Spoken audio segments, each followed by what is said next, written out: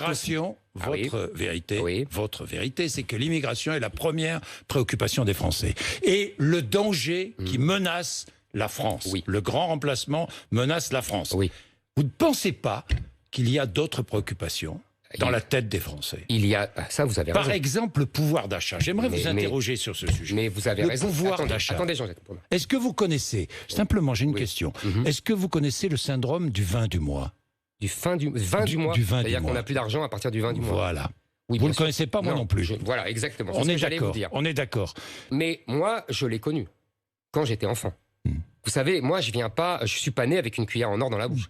Mon père était ambulancier, ma femme ne travaillait pas, ma mère ne travaillait pas, lapsus intéressant.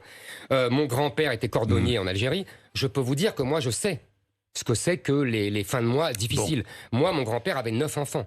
Mon père m'a toujours raconté qu'il partageait une orange en 4. Donc, vous ne me ferez pas le coup de le bourgeois qui n'a aucune notion des gens. Je sais très bien ce qu'est une vie Je veux difficile. vous demander ce que vous proposez à ceux-là, à celles-là et à ceux-là. À ces Français-là. Mais d'abord, je ne suis pas candidat pour l'instant. Donc, je n'ai pas... Vous n'avez pas réfléchi? Non, c'est pas que j'ai pas réfléchi. J'ai beaucoup réfléchi sur beaucoup de sujets.